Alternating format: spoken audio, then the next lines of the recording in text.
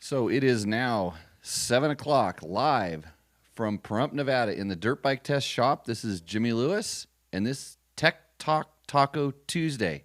And I'm getting better at saying that, even though I've only done this 13 times. And I'm not superstitious. And since when we start, oh boy, made a full novice mistake because we're getting started good here. So we are... So eventually when we put these up as podcasts, I'm going to do like an introduction show explaining what we do here. And then everything will take a number. So this is actually show number 14, right? Even though it's 13, it's going to be 14 because I'm worried about all you superstitious people because I could be electrocuted during this show. Or like the tequila bottle could fall and, break my toe. So you got to be careful. This week... we are talking about, we're answering your dirt bike and dirt bike related product questions. I am a very unbiased and semi-educational source that can help you 9 out of 10 times without referring to a reference manual. Hopefully that's good enough for you. It's worked for me my whole life. In the journalism world, I guess that would make me a professional. So we're going to get started. Got a little bit of news, got a lot of questions, and we got some new people in helping out the show, believe it or not. So I will bring those up as we cross those paths. Had a pretty awesome day out doing navigation training, but on 4 wheels. It's I know you're going to get all upset, but some of us have to do other things every once in a while. Pretty good times. And on that note, if you're riding around Pahrump, Nevada, and you find a cell phone, an Apple iPhone in a white case, charge it up, and you're going to get a phone call, and you may actually get to go out to lunch with Ricky Braybeck. Yeah, I don't know how those things tie together, but we're just saying. So, okay, we're going to dive right into the questions, but I'll let you know we're going to talk about the 2020 Hondas. That information dropped today. And we are going to try to get to suspension. I know we talked a lot about getting to suspension last time, and we completely blew it off, so we might actually tell you how to set your suspension up. I'll at least go into the first step, which is the most important one. And then, like lots of questions, our KTM 350 full test video obviously hit critical mass someplace, and there was a whole bunch of questions and responses on that. There was a lot of them, so I'm going to go back to the YouTube video and answer those probably tomorrow morning when I'm posting this, when I'm waiting for all this video stuff to render. So I'm going to skip off on the KTM questions. We're going to shift it over to some different stuff. And here's our first question. This is coming from Ryan Kuna. And he said, Jimmy, I just read both of your articles about KTM and Husky going to TPI on the 300s. While that is fantastic news, I'm deeply disappointed that they would choose to eliminate the Kickstarter. As a guy in PA that rides miles upon miles from my truck every Sunday, having e-start only mechanism is just stupid. Additionally, my 2017 TX300 will never fire via e-start in the dead of winter, the time of year when real woods riders ride. I get that you can add the kickstart, but that is only because they have not changed the cases yet. Am I a nobody? No, I am a nobody. So am I. But maybe you can get these turkeys to understand they're true diehard customers. Well, Ryan, I hate to bust your bubble, but I'm going to completely 100% go on the other side. When was the last time that that truck that you drive out to take your bike out there, when was the last time you kick-started or crank-started that sucker? And I understand that we're on motorcycles, and I've started bikes. Well, we start 20 of them every time I do a school out here, and it's cold in the morning. It's like near freezing. And if you have a good battery in there, they generally start up. That oil may be thick and sludgy in the beginning, but if everything's set and nice, it's usually not too bad, especially on a two-stroke because there's not a ton of drag because the crank isn't spinning through the oil. I mean, all the transmission stuff is, but it's not like a four-stroke. There's a big puddle of oil every time that crank kind of comes around and splashes in it. Well, it depends on the bike and how it's set up. But, boy, it's an age-old debate. But the boss in the Kickstarter for the Kickstarter's not gone yet. You've got yourself a bike that you can put a Kickstarter in, so you've solved your problem. And those bikes that we're starting up every time for my school are literally 20 years old. So your bike could keep you going for the next 20 years, and by then you won't want to kickstart anything. So problem eliminated. Couple tricks though. Remember the lithium batteries that are in those bikes now. They need to warm up, especially when they're cold. So you cycle them a couple times, just a quick kind of tap, and most of them have circuitry inside that warms the battery, and then you get your full cranking amperage. They don't have the full cranking amperage the very first time.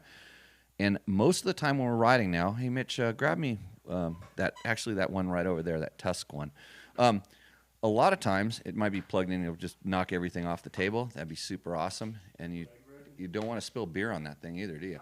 You carry around one of these beauties right here. This is like the new thing that you carry. And you can jump start your bike in the morning, and then if for some reason your battery does something funny, you can jump start it in the afternoon. They're about anywhere from $70 to $100.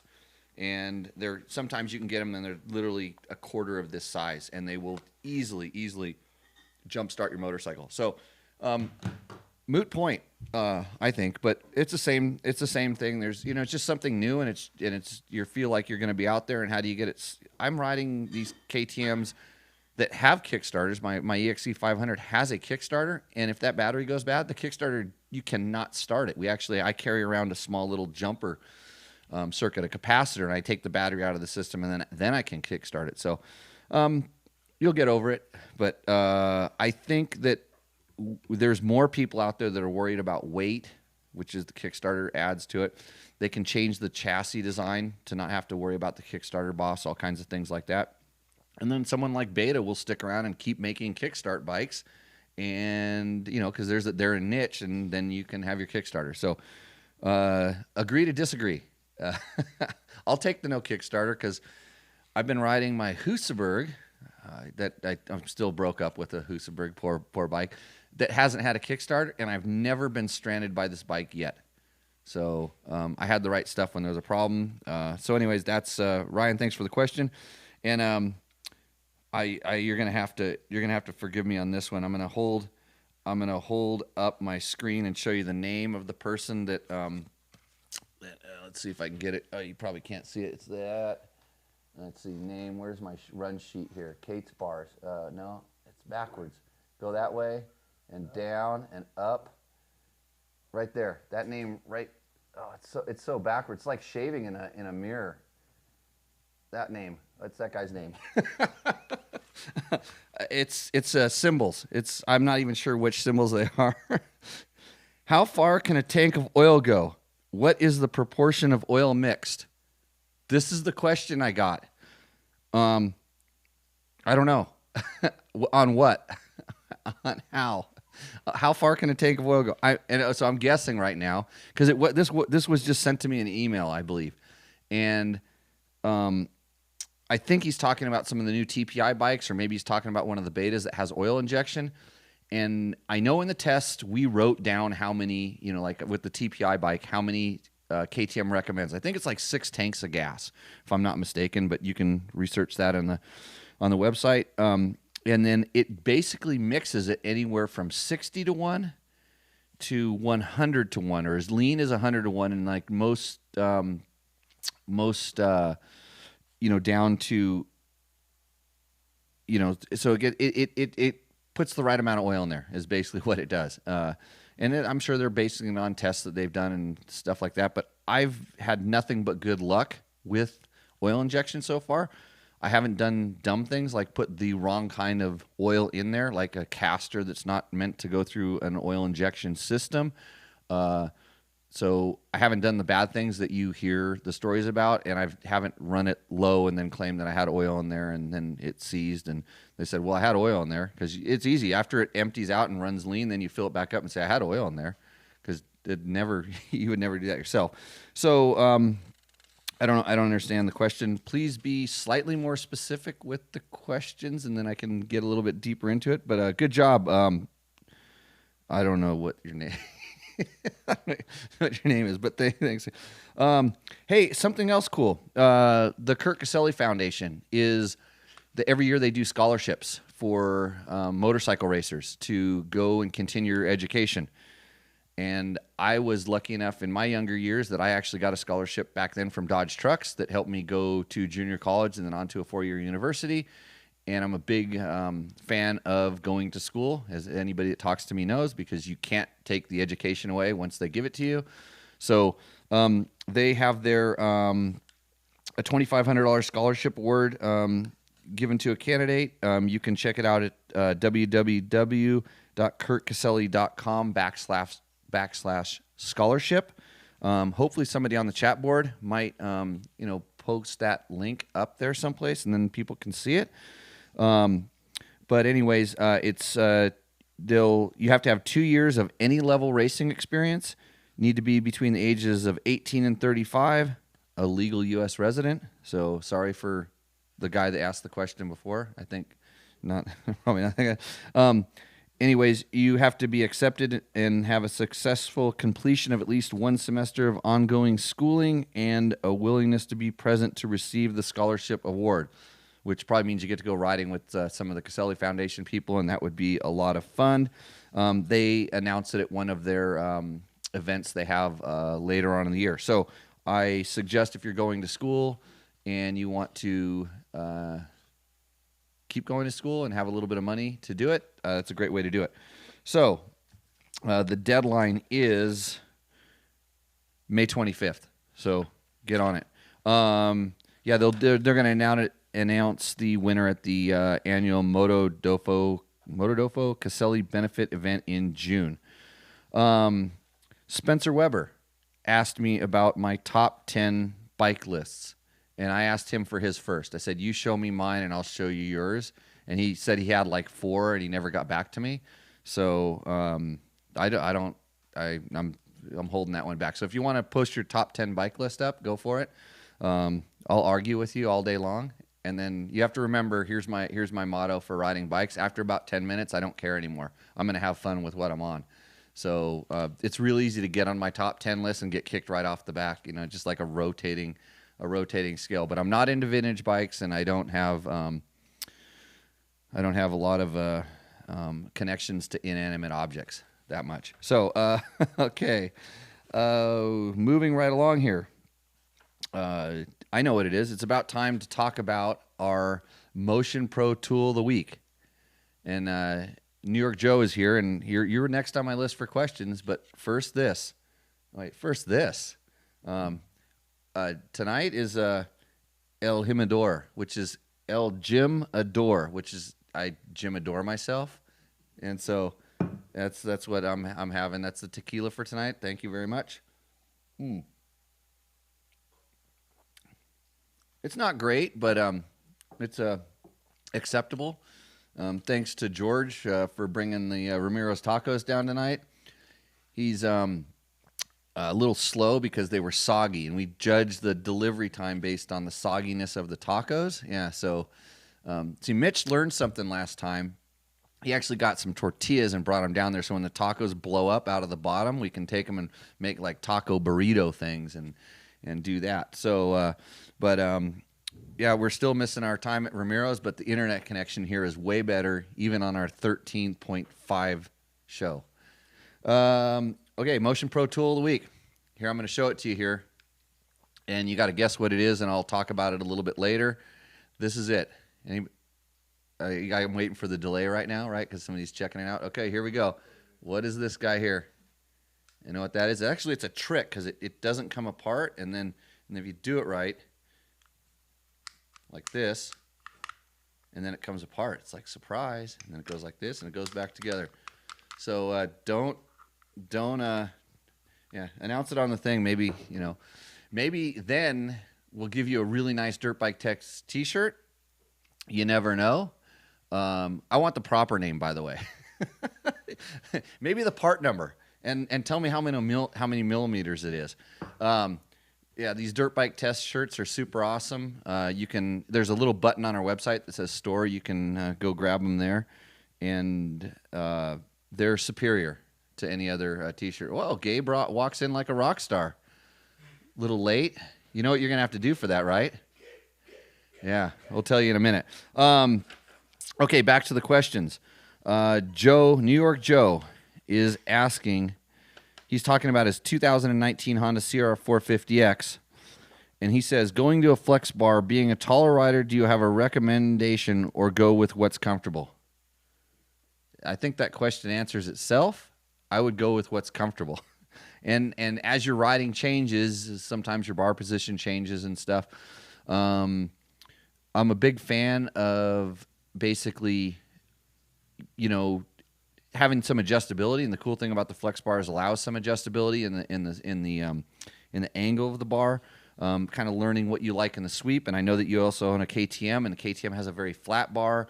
Your CR450X, the bar is maybe a little bit back, and also the CR450X, the bar is actually a little bit tall. So kind of take that into consideration.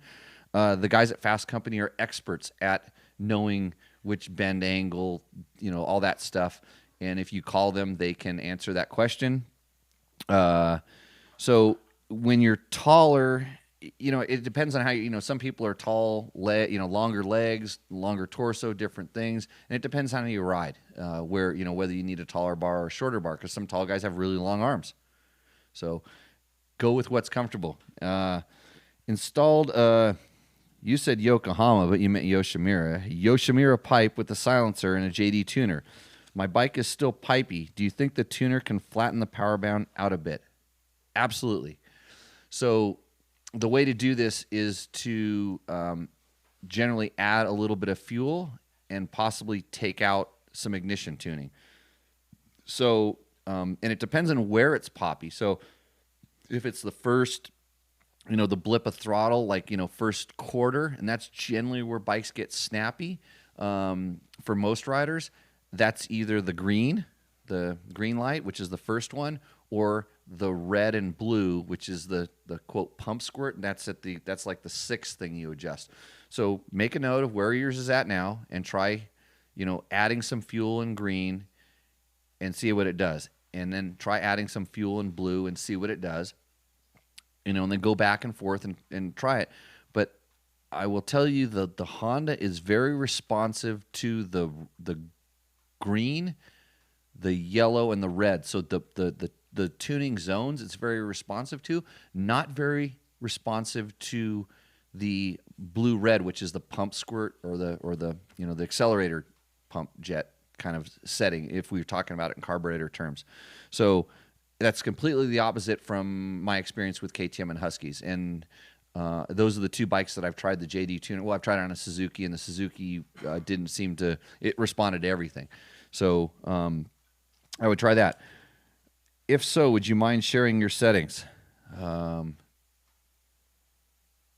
don't have a Yoshimura pipe, so my settings will not work with your pipe because they're all slightly different. But I'm pretty sure, you know what?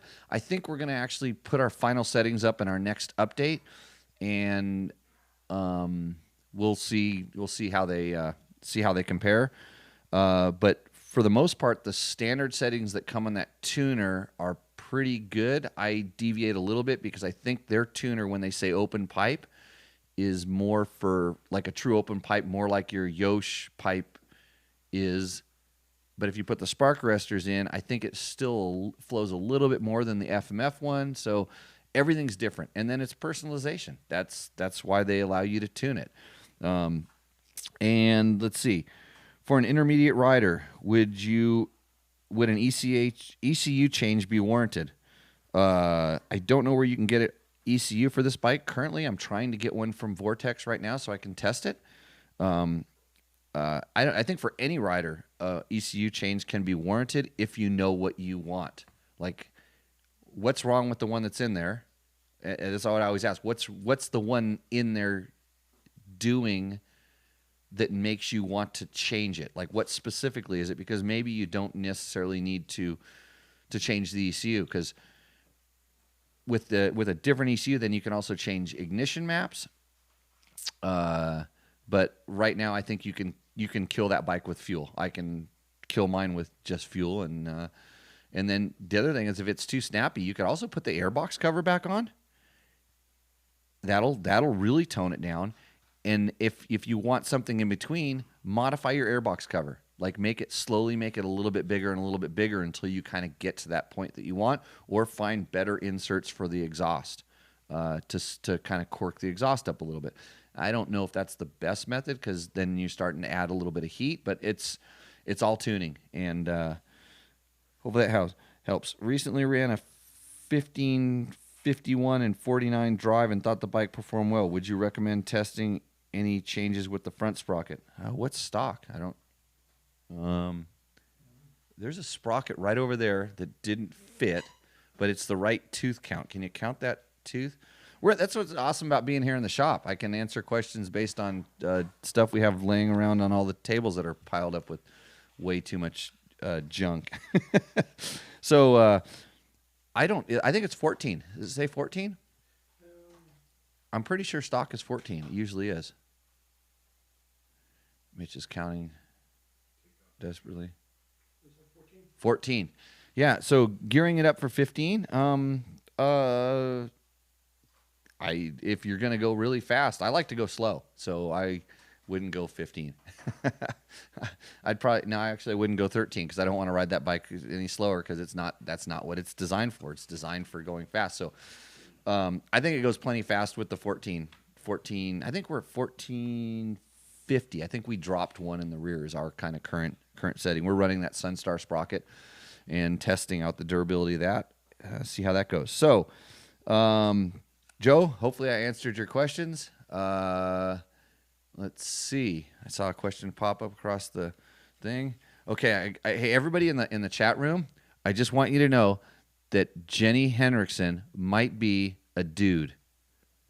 It's just kind of throwing that out there. You know how you're talking to somebody on the internet and it seems like a nice young girl. It's a 58-year-old man. Okay, just warning there. Don't know why I said that. But anyways, yeah, Marco, you stole your wife's account again, I can tell. So, okay. Let's see. Here is a question I got. I don't know if I answered this one. I'm going to talk about the 2020 Hondas before I get into KTMs here. So this morning, Honda released their 2020 information for all of their basic dirt bikes, the Rs, RXs, XL, and what are the family ones called? Fs? CRFs? Family, right? F for family. There's a lot of CRFs and Fs and Rs and Xs, and I liked it when it was like XR, you know. Yeah, old guy. Okay, so they have it's kind of a bold new graphics here. Last year they came out with 1 million new motorcycles, and so this year they're kind of just fine tuning and updating a lot of stuff. So the X and L are 450 are largely unchanged. It's a graphic change. They actually introduced traction control. And the one question I forgot to answer, and I'll hopefully I can get to this, is interesting to see if that stuff is actually in your current 2018, and you can figure out where the plug goes, because a lot of times they have to learn that they're going to do this in a year or two, and that stuff is set up. But they introduced traction control, so I'm pretty sure it's going to be very similar to the way that like a KTM or Husky does it, where Husky has 2 ignition maps, and then you can add traction control to either of those. Honda has still 3 ignition maps, and they have the ability to add traction control in 3 different levels to any one of those maps. So now you have 2 buttons to play with. And the one thing that we complained about is that those buttons are not really on the fly, because you have to let the bike kind of be down to idle, and you have to hold it for 2 or 3 seconds to get it to activate the next map, which, it's hard to be up in the air jumping and get the bike down to idle and hold it for 3 seconds before you land. This is how we all think we would ride. I'm pulling a tear off and doing all that stuff. So it's kind of like you have to pick one and then ride with it. And if you really want to change it, you're not going to do it like in the middle of a moto. So that would be the one change I would like to see. But it'll be interesting to see how they implement their traction control, because they did a really good job with their maps last year. I was really surprised because it was kind of stepping out of character for them to have maps that actually you could notice or really it really worked. So it'll be kind of cool to see how that works, because the 450 specifically is kind of known for having maybe too much power. Some of our test riders actually said the bike had too much power. And these changes are on the RX as well. So the race bikes get that stuff. And we can now play with the traction control and also different ignition mapping. So it should be pretty cool. Excited to try that. And then so if you're a little bit more jerky with the throttle, or you're in places that require traction control, good option.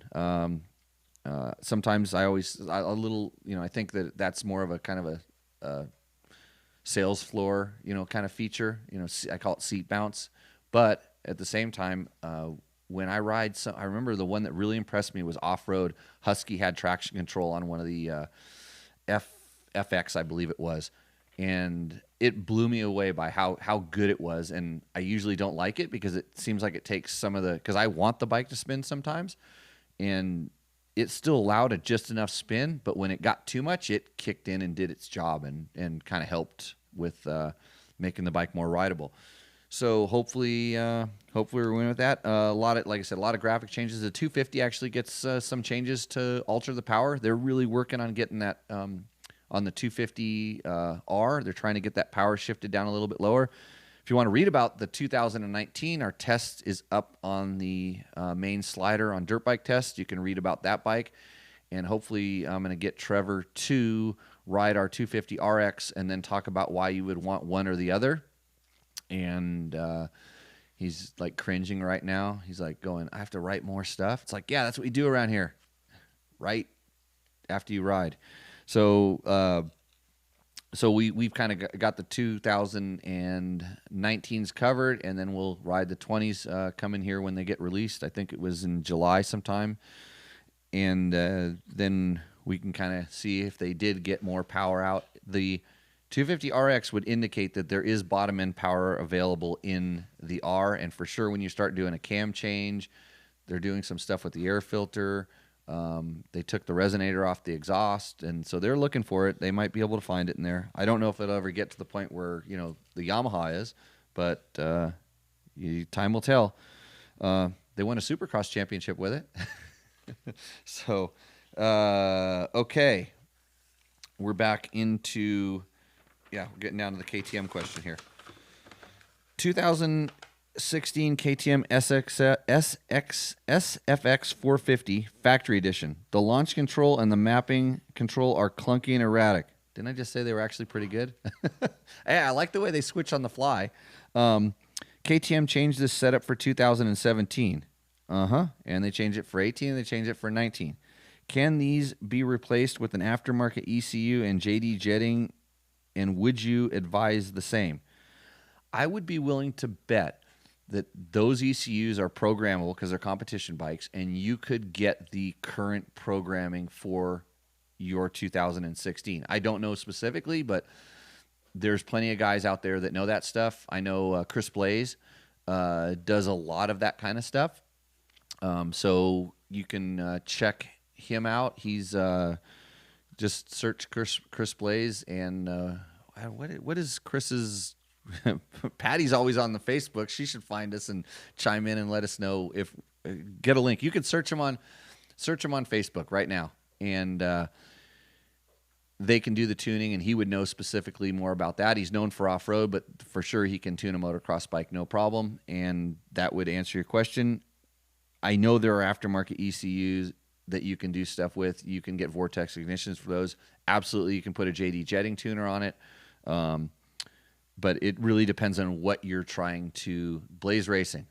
That's pretty obvious. Hey, wait, Marco, you're back as Marco? No, I saw that Jenny was actually on here. Okay. I should have known. Just Blaze Racing, right? I can't... This thing's getting bad. I hit it on the ground. Victor says, dude, is there even a slight chance of a hard enduro organized by you in the future? Not extreme as king of the motos, but something rideable for most guys out there that go single track riding every weekend. No. Actually, you know what? This was a standing offer I had way before I ever did King of the Motos. I used to tell District 37 desert clubs, it's like, hey, some of them were kind of dying off and they had these race dates and they couldn't get their race put on. And I said, you come to me and I'll put on your third loop for you. So that offer still stands. Only in Johnson Valley though, because I'm not a big fan of I can't crush you in Red Mountain successfully because it's too easy to go around all this stuff. In Johnson Valley, I can put you someplace you can't get out of. So any District 37 club that wants to put on their last race ever, I will do your last third loop ever. Solid. Okay, so Victor, that's the answer. So you take your popsicles out. Victor, by the way, makes the best. He has the best popsicles. He used to bring them to the finish line at King of the Motos, and they're handmade, super awesome juice popsicle bars. Oh, we're talking about food, aren't we? Kate's Bars. Yeah, it's a spot full.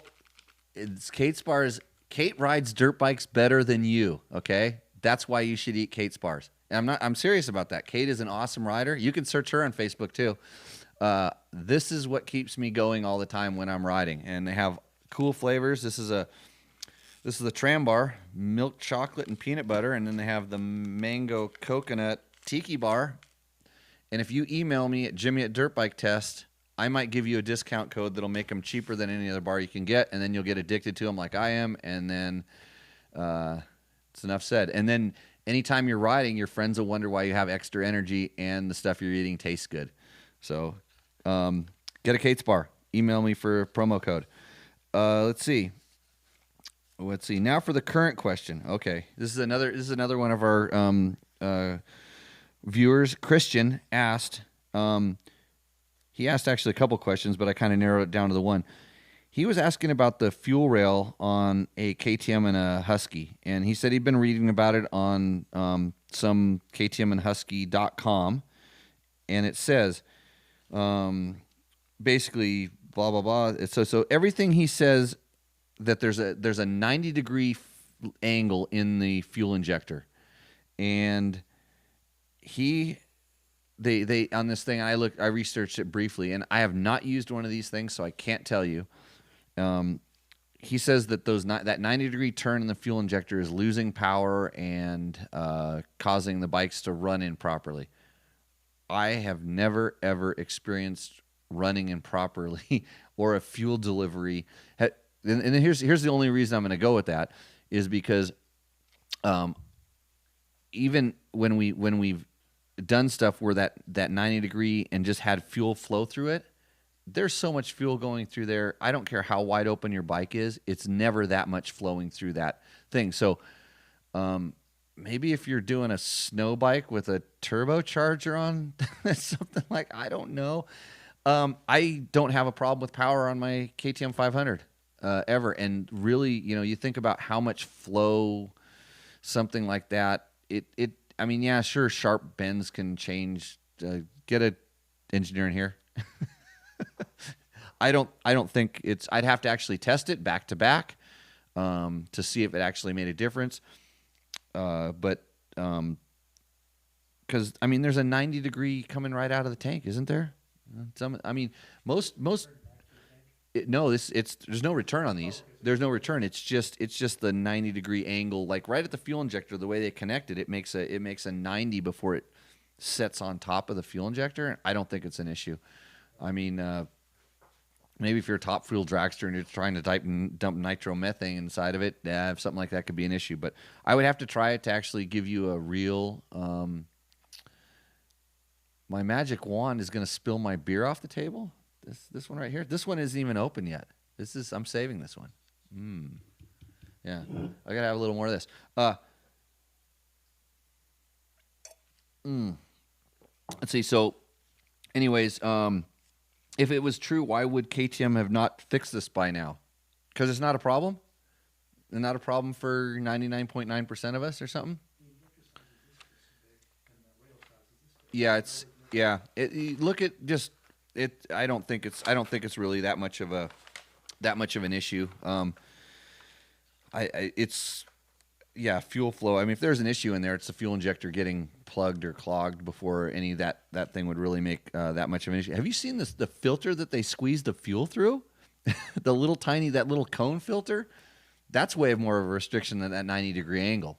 So I'm sure he tells you to take that out too and run a big giant one as well. But I didn't do a ton of research on it because I didn't think it was much of a problem. So hopefully that answers your question, Christian. Thanks for chiming in. I am going to look at my questions on the board. Here we go. Wow. A lot of people up here.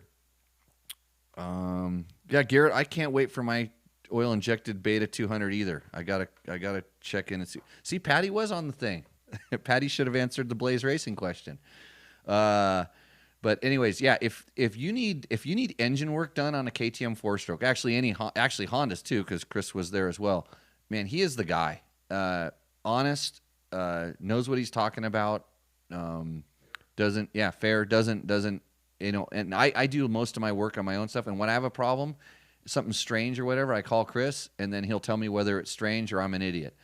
And but he never tells me I'm an idiot that much, just once that I remember. So guy really knows his stuff. So that's a good thing to know if you're looking for that kind of stuff. And he will tell you which KTMs will last forever, and he'll tell you the ones that you're gonna be sending back to him over and over again. Cameron wants to know, tell us the great Nevada Rally story and why we haven't had anything like it since. The great Nevada Rally story was how I was leading with a 9 or 8 minute overall lead after the first day, and then I managed to lose it. That's horrible. Stupid. It was a stupid mistake. Just bad navigation and then panicked. That's bad. No, you're talking about the Johnny Campbell story, where it was just the classic, smart French rider led young American rider off the thing. If you want to hear that story in full, go to the Whiskey Throttle podcast and search the Johnny Campbell episode. And Johnny tells that story, and he can tell it better than I can. And why is there not a Nevada Rally anymore? Because our current land use management practices will not allow an event that could potentially have people go off course. The race promoter is responsible for keeping the riders on the course. So when you're talking about a speed-based navigation event and someone's racing and they get off course, they're off the course and they're not allowed to do that. The promoter is not allowed to do it. It's against the permit. So you can't get those in the United States. That's why. So when they do, even the last couple Nevada rallies, they had to mark some of the course because of sensitive, So that's why you can't do them in North America with our current land use practices. In order to do a proper rally, you're going to be needing to use public land, and it's just not feasible. So that's why we end up going to Mexico, or you're seeing them in other countries that have a little more lenient land use practices, or lots and lots of private property, or landmines, because places with landmines generally allow lots of crazy events to go on. The car's going to Saudi Arabia. We'll see how that works. I think the train looks awesome. I don't know. We'll see how everything else goes. There was a big backlash on that. I think a lot of the racers are excited because they want an open, fair place to go race. The political climate and stuff like that is definitely different. So, and I don't know enough about it to comment on that. So let's see. Government, Cameron. Yes, Sean. Correct. Why are all the cool races in other countries? Hey, they're your laws too. Yeah. Hey, Jared Keller. Was he the one that asked me about the third motos last week at the National? Are you going to any Nationals this year? Maybe I'll make one. I'm totally out of shape, not even running anymore, hardly, but I'll try it. Thank you, Katrina, for putting up the Kurt Caselli scholarship link. And San Felipe Bob is here. Yep. Chiming in with those expert comments, and now my computer has froze up. Have we killed the internets yet? Not yet. Let's scroll down a little bit farther. Oh, here we go. Fork Seal. Mark Daniels kind of got it. Fork Seal. What company? Fork Seal pusher thing. That's Chris. I beat up on Chris last weekend. I can't remember why, because Chris Smith is such a common name. I used to race with a Chris Smith. I wonder if it's the same Chris Smith. I don't think it is. Chris Smith was on our World Championship Junior ISD team back in in Slovakia in 1991. How's that for a history lesson? Chris Real says, my shot glass is bottomless. Chris, I need to have you in here one time. We'll talk chemicals and chemical-related products. Actually, I had a real interesting discussion with the Chevron guys that are making the new Power Sports Techron stuff. There's some of it around here, down there on the shelf down there. Yeah, Gabe, you're going to have to get up and get this. Oh, we're going to make George do it? Play paper, rock, scissors. We're making Gabe do it. Yeah.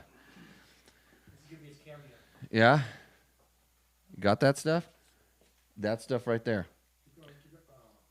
Yeah, just this magic hand. That was Gabe's hand. It's his first appearance on the Tech Talk Taco Tuesday. He will be producing this thing as soon as we have something for him to produce, and he can show up on a regular basis. So this is this Techron. I know Chris was always a fan of this stuff, and I'm learning about this because this is different than their normal fuel injector cleaner, and I just need to get more educated before I can speak to it, but I have put it in some things, and it seems to be working. So, yeah, when I get more info, I'll let you know. So, because ethanol in our fuel is a big problem, and there's a lot of issues with that, and I'm trying to learn more about that. So, let's see. This Chris Smith was born in 1985. Good to have you listening. Okay, so gonna kind of 48 millimeter fork seal installer. Hold on, let's see. Well, it's getting close, Mark. Let me see. This is the Motion Pro 08490, which indicate that it would be 49, but no, it's a 43 millimeter fork seal installer, and I use this one on all of our KTM RFS bikes. But yes, you guys got it right. You're supposed to call it a Motion Pro thing because they're the ones that are helping us out with this stuff. Motion Pro fork seal installer. So when do when do you need this? It's to drive your seal. It's basically a slide hammer that doesn't do damage to your fork seal. And from a guy who used to do it with like a hammer, with two screwdrivers kind of hangled in there and trying to hold it, and usually have someone else tap on the thing and scratch your fork legs and blow the seals out the brand new seals you just paid, $40 for the set. After you waste two fork seals, you paid for that little tool right there.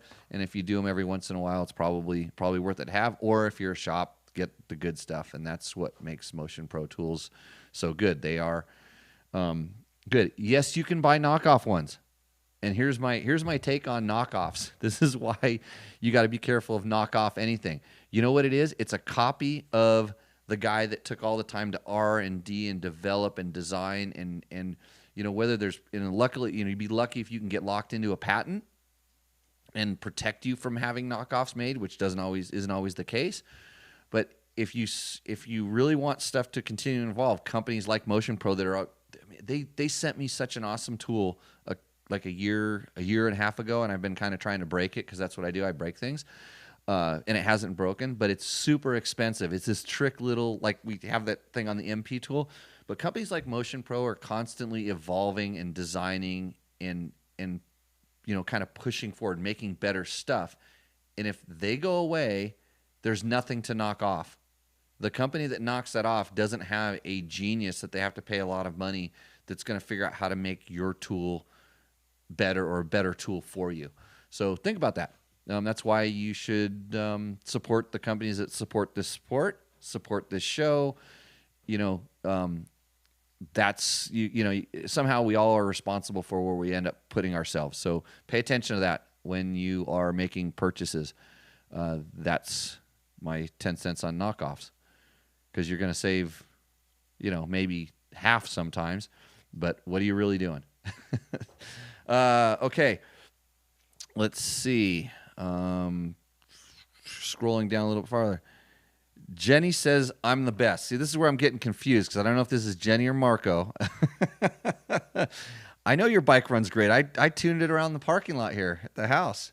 That thing worked great. I wanted to try a JD jetting tuner on a KTM 250 EXC, and so luckily Marco and Jenny had one, and they let me borrow it, and I put the tuner on it, and the bike rips. And I'm trying to get I'm still buying my 350. David, where is it? Where's my 350? I loaned it out to some girl, and we don't know where it went. So, okay. Let's see. Baja Dyers loves his RX. No, you spelled that backwards. It's XR. Yeah, that was a typo, right? Yep. And someone else, Christian, the guy we talked about with the L bracket, he sent me a video of he raced his KTM 690 at the Sonora Rally, and it looked like it was a couple years ago, but he also included a link in his question to show me that, and I got confused. Because why would you do you and Baja Diaries Mark need to go like have coffee sometime and talk about 690s, because one of you will straighten the other one out. Because if I was going to go to the Sonora Rally on a 650, I'd have my XR 650 that's right over there. I should make Gabe wheel it into the back here. It's buried? Oh, yeah. My XR 650 has been across that Sonora Desert, the Altar Desert, a bunch of times, and that quite possibly is the best bike I've ever ridden across there. So, anyways, it's spelled Blaze Racing. That's right. Good. A couple other people got in there and helped. That's good, Marco, that you're holding hands. I don't know how you're typing so fast while you're holding hands. Oh, yeah, Chris knows how to make Huskies run, because guess what? Huskies are KTMs. We got the Kate's Real Food thing up there. Awesome. Take a drink of beer. Okay, I saw that one come up across the thing. 2-stroke snow bike, impeller air filter toast. I don't have time to go onto my Instagram feed right now. I'm going to drink this beer of brand of which I don't know, because I'm getting thirsty. I'm drying my thing. I'm in SoCal, Jimmy. Government kills us here. Mm-hmm.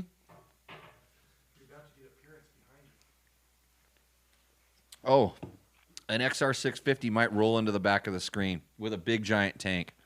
Gabe, you got to figure out how to do it. Watch the camera up there. Uh-oh, you're on TV. Yep, that's it.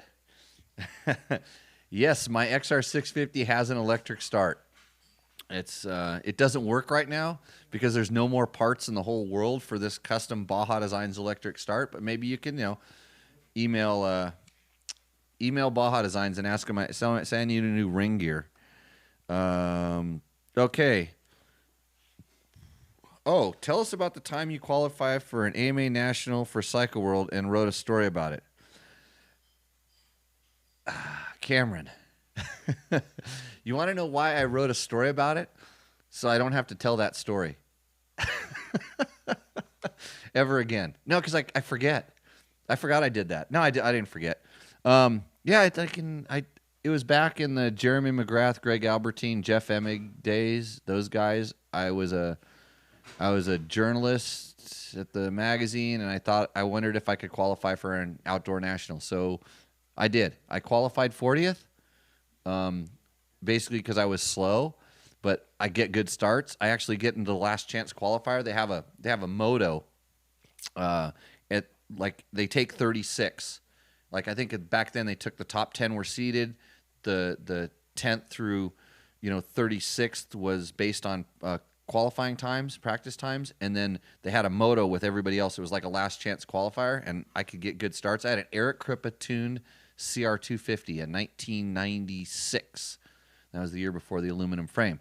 CR250, I'm pretty sure I got a hole shot, or I was like kind of the first to wherever the line would have been, but then two guys went past me. I was hanging on, and one more guy passed me, and I barely qualified 40th.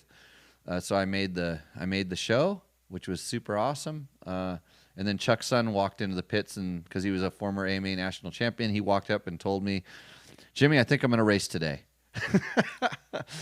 And the little more history is Eric Krippa used to be Chuck Sun's mechanic back in the Husky days, so he was just screwing with me. but I ended up finishing 27th. Didn't score points. There was no way. I mean, I wasn't fast enough, but I could ride decent. I didn't know how fast those guys sprinted for the first few laps, and it was just like I was off the tail, but I survived. So, oh, hey, I remember that story. Amazing. Let's see. Missed my night races at Dove Springs. They weren't mine. That was a collective. I just happened to be there racing with everybody else. Those were awesome. There's videos of that stuff. Let's see. Always drain the float bowl. So Sean's talking about like the problem with the gas. I'm not a big fan of draining the float bowl because a lot of the stuff inside there dries out. And with the moisture that's in there, a lot of the corrosion that's left, and this is, I'm going to learn a whole bunch about this. We're going to schedule a call with the Chevron guys about gasoline and about the additives and different things. So I will know more about it, and I will report back to you guys. And then I'll get Chris Real out here, and he said, say the word, and I will attend, and that'll be awesome because he knows probably too much about fuel. But I think he's a petroleum engineer by trade. He's a sound specialist. It's pretty awesome. Let's see. Oh, that tasted good. No, it didn't. Marco, are you kidding? This stuff is poison. Actually, this is super poison. That's why it has an X on it, and this is not too bad. So, let's see. Andrew says hi. Hi, Andrew. When are we going to do that Rescue 3 school that we've been talking about? Rescue 3 is the volunteer organization that does the safety for a lot of off-road events. And I want to give back to those guys because that one time when I lost my toe, they helped me. They didn't help me find my toe. It was still in my boot, but they're the ones that told me I should go to the hospital very quickly. So, what is, and there's one of my running buddies. He says, yay, PBR. Let's see. Air guitar. Yeah, that's a different topic. Somebody asked about knee braces. Phil Wagner asks for knee brace reviews.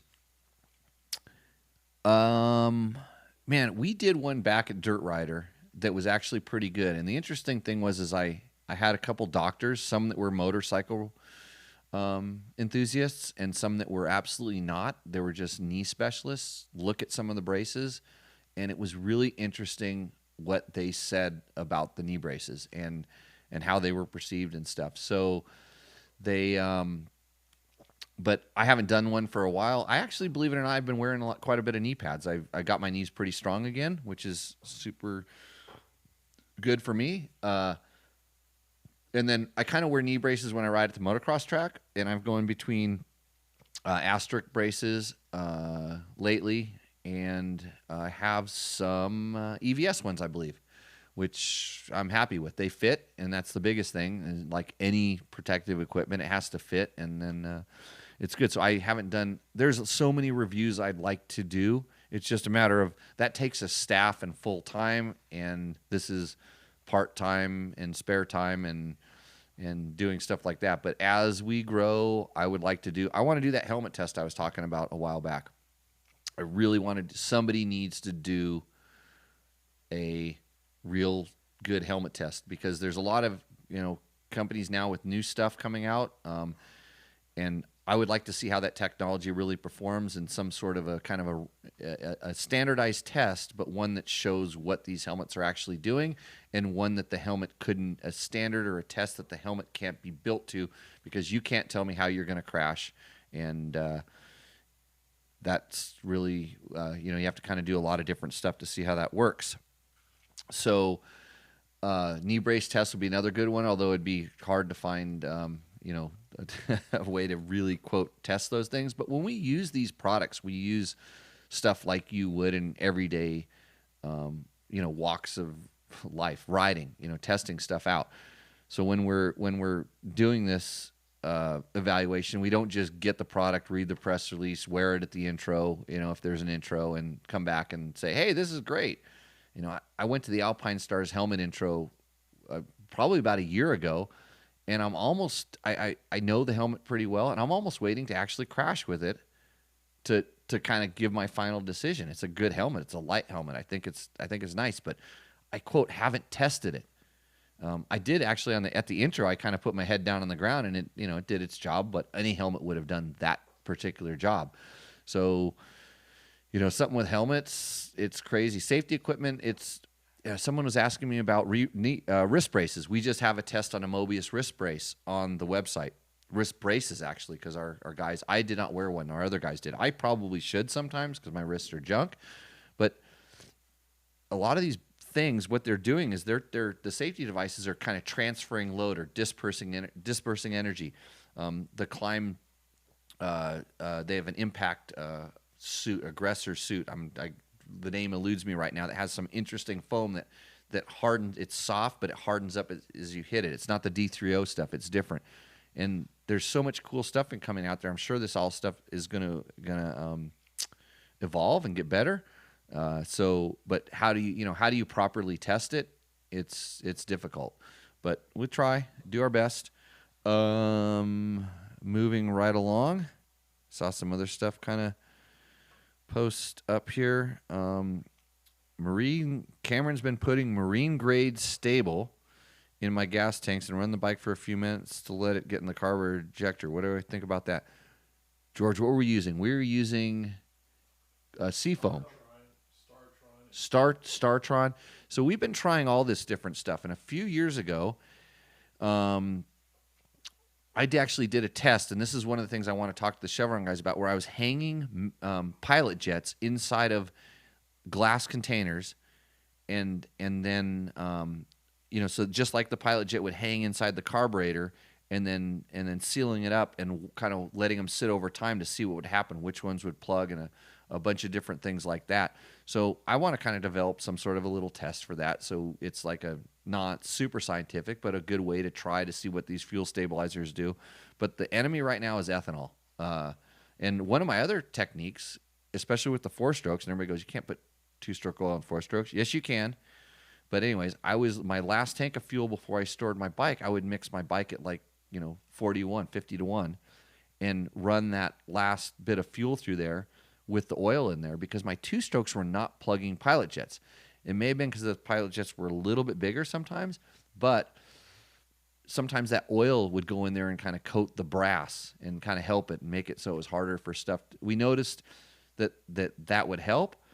The downfall with that is the 2-stroke oil, when it sits in a carburetor that isn't used every so often, will also gum up and varnish down at the bottom, and so you get this thicker stuff that's just as bad in some aspects. So, but it did work to a certain point. If you're not riding it as much, it helped, because ethanol attracts water. It's like it attracts water 100 times more than fuel without ethanol. Is kind of the rough information I was given. So hopefully, I don't know. We'll that's something we're working on. Let's see. Did I ever see the video of a guy getting his head run over by the semi? No, I don't want to see that. Mostly talking about fuel-injected bikes. Yeah. So, actually, Chris will step in and answer most of those questions, because he's the scientist, and I trust him. Let's see. Chris, adding a bit of wetting agent helps on several levels. Yep. Neck brace. Oh, don't get me started on the neck brace. So another piece of protective equipment. I don't wear them. I have not been convinced of their effectiveness. I know what they're originally designed to prevent. I know that they've evolved quite a bit since I've tried them and used them. My riding style, which is, we'll call it low boy, like this, does not help when I'm wearing it lifts my helmet off my head and moves my goggles around and makes me unsafe, so I don't wear them. That's a personal choice, and like all safety equipment, personal choice. So brass jets interact with the water and aluminum.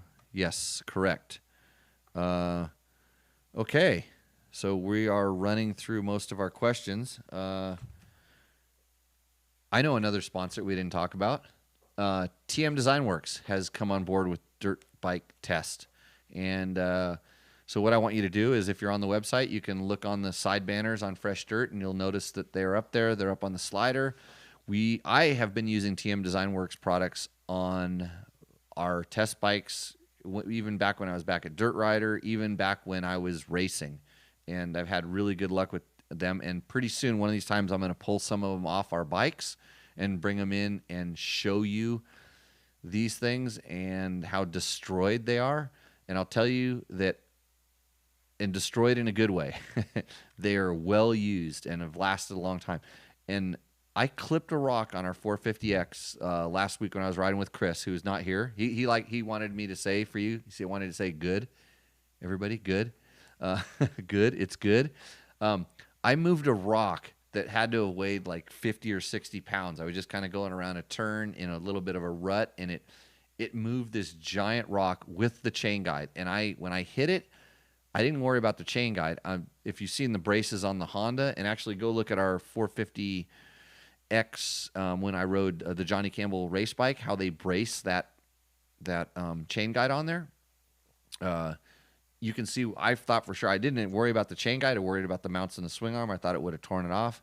But the dent it put in that chain guide is pretty substantial. But the reason it dented, because it's the plastic, what do they call the HPD, some letters. Yeah, so it's a whatever they make that stuff out of it, instead of being metal, it dampened, and you can actually look at it, and it's pretty deformed, but it's still doing its job perfect, and it's still straight in a line, and my chain didn't come off the sprocket.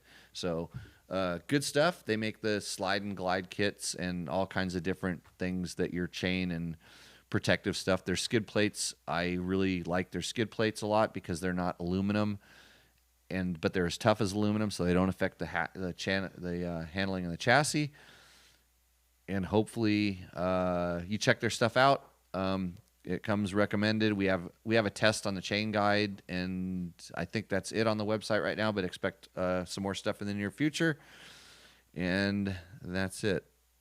Like that, the BMW 310, or talking about a BMW now. I'm not going to go down Adventure Bike Boulevard. Just because I was going to talk about suspension, and this is how I'm going to wrap this show up tonight. So we want to talk about suspension. We're going to kind of go over the steps to things to do your bike. I like to offer a tech tip to everybody, and this may take more than the negative 1 minute that we have already gone over, but set your ride height on your motorcycle. It's called setting the sag. There's 800 videos on how to do this on the internet. All of them probably tell you to do it a little bit different. I'm sure the one that that this guy did is better than the one that guy did. Everybody will tell you about it. But here is the thing about setting your ride height. The manufacturer has a recommended ride height, and that is just a number that hopefully you're in the right position when you're setting it, because if you move back on your seat or however you're setting it, it's going to change, and you move forward and it's going to change. So when you take that setting, take it the same every time, and then you have a number. And in the beginning, set it to where they say to set it, because that's a good baseline. That's a great place to start. Then what you do is you adjust the ride height to make your bike work the way you want it to. So if you add more spring, tighten the spring up, it's going to raise the rear up and put more weight on the front. Or if you loosen the spring up, it's changing the attitude of the bike the entire time you're on the motorcycle.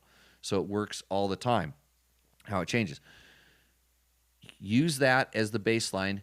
If you want to change the way it works, and we're not going into the clickers, all the other stuff, that's just the setting. Get it where it's good. Don't be afraid to change it. Try a little bit this way. Try a little bit that way. More and less. See where you like it at. Then take the measurement exactly the same as you did the first time, and now your bike's working good. It may be the same as stock. It may be different. That is your ride height. Every time you take your ride height, now you have your number. But make sure you're on the same position of the bike. You take the setting, you take the measurement the same. That's the trick to doing your ride height. It doesn't have to, just because Honda says it needs to be 103 or 105, or Dirt Bike Test says it should be 107. It depends on you. When I do my ride height on any bike, I do it exactly the same, and I'm particular about it. I don't want anybody balancing the bike for me, because I'm going to balance the bike. And I index myself off of my calves the way I sit on the bike, and because it puts me in the exact same spot on every bike, and then I'm taking it the same. And so and generally their number is pretty close for me. You know, it's a good setting. But if I start realizing, hey, I want a little more weight on the front, we all want a little more spring preload. So instead of being 107, I might be 105 or 103. And I've had people that manufacture tools to measure this stuff tell me I don't know what I'm doing because I don't take the measurement right, or I'm not on the right part of the bike, or, you know, my angle. It's just a measurement. As long as you do the measurement consistently, you're going to end up with results that will help you set your bike up better. That's why it's adjustable, so you can do this kind of stuff. It's amazing how much effect that has on everything, how your forks work, how bump compliant your bike is, all kinds of stuff. So that's my tech tip. That's my suspension talk. We'll go into some other things next week. I'll put it on the front of the list. Feel free to ask more questions on both the Facebook post the chat room that's going on now, on the YouTube video when I put it up there tomorrow. Where else can we do stuff? San Felipe Bob says he's going to host a watching party because he wants to watch this whole video again to see what I was drinking. Yeah, because he's driving home, so he can't have a suds with me right now. So good times, everybody. I will maybe come back in here and answer a couple of the questions a little bit later when I shut this thing down. But we're growing. This is cool. We survived our 13th show. I didn't get struck by lightning. Gabe didn't shoot me. Yeah, you don't have any guns, do you, Gabe? Yeah, he says yeah. Okay, good. Yeah. No bullets. He's got guns but no bullets. Yeah, we're in Nevada. It's all cool around here. So right on. I will hopefully, or maybe not, I don't know, see you out on the trail, but for sure next Tuesday. Bye.